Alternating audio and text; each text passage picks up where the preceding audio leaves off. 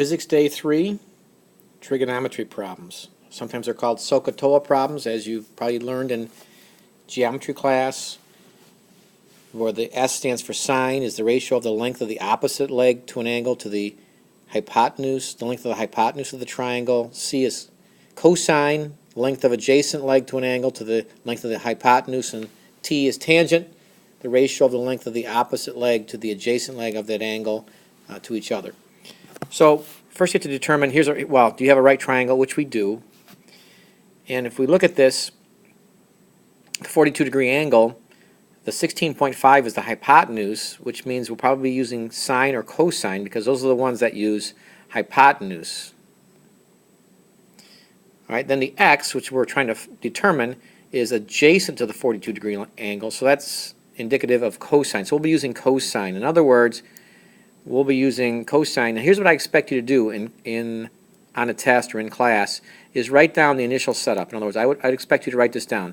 The cosine of the 42-degree angle, and I want it exactly like this, equals, and I want an equation, that means an equal sign. The cosine of the 42-degree angle is the ratio of the length, the x, over 16.5. You can put the units back in at the end. So I expect to see that. I'm going to circle that right now. That's not the answer. But I expect to see that on your page. That's the setup of the problem. And make sure your calculator is in degrees, not radians, when you do these problems. And now I will let you just solve the problem. Basically what you'll be doing is multiplying both sides by 16.5. In other words, here's a step that you don't need to write down, but it would look like this. X will be equal to 16.5 times the cosine of 42 degrees. So you go to your calculator and punch that all in. You'll get x equals, now the question is how many sig figs here? The 16.5 is 3 sig figs, but the 42-degree angle, and angles are a little weird, but it's 2 sig figs. So we want to round our answer off to 2 sig figs because the 42 is the lesser number of sig figs, and the numbers we're plugging in here, which would have been our measurements, 42-degree angle. So we're going to round off to 2 sig figs here. That comes down to 12 meters. All right, I'm going to jot down another problem for you to practice with. And I'll set this one up for you, and then I'll have you calculate this one. We're looking, once again, we're trying to figure out how long x is, what the size of that leg of the triangle is. It's a right triangle. The 71 degrees is the angle involved. Now the 14 is adjacent to the 71-degree angle, and the x is opposite. We don't have the hypotenuse here, so in this case we'll be using tangent.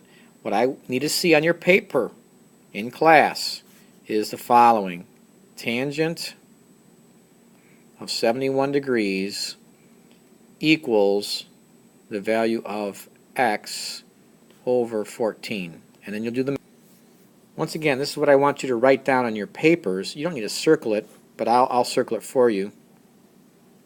And I'll pause this now. I want you to solve this for yourself, and I'll work on to the next problem. But you don't need to show any more work. All you need to do is show the answer, and the answer will have 2 sig figs, because the two numbers we're dealing with here each have 2 sig figs. So you should have gotten a 2 sig fig answer. X will be equal to 41 meters. That's the minimum I expect to see on your paper. The equation and then the answer. That's really all I need to see. If you want to show extra work, that's fine. Here's another example. Let's set the problem up, determining whether it's sine, cosine, or tangent. If you look at the 16-degree angle, x is the hypotenuse. So that means it's either sine or cosine, and then the 7.25 is opposite the 16-degree angle, so we have the opposite leg and the hypotenuse. We'll be using sine. Alright, so what I expect to see on your paper is something like this. Sine of 16 degrees equals the ratio of 7.25 centimeters over x. You don't need to circle it, I'm just circling it because I want to see that on your paper. An equation, an equal sign with expressions on either side like I have, basically identical to that.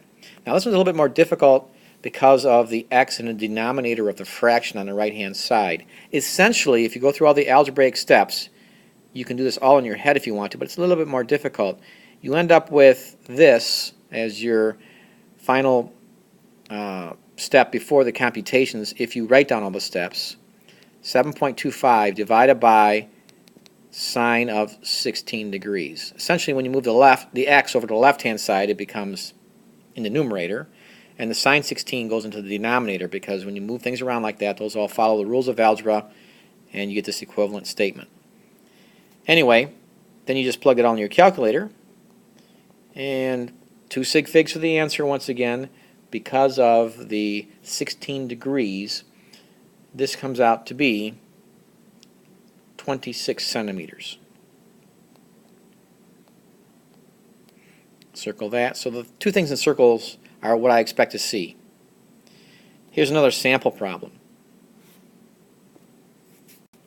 So set up the equation, then solve for x, and then I will check your answer.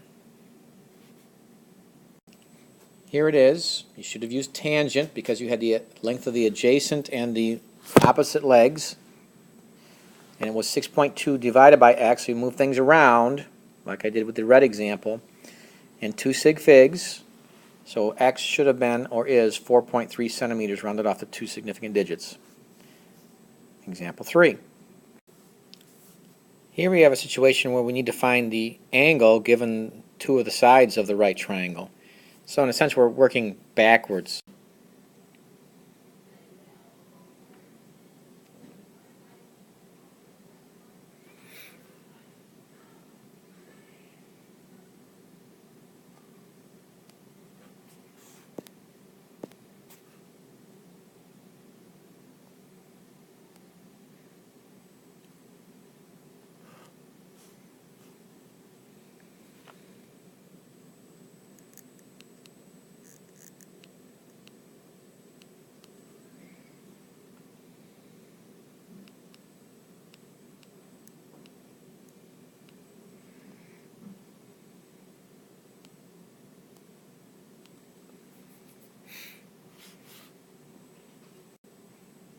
And here it is.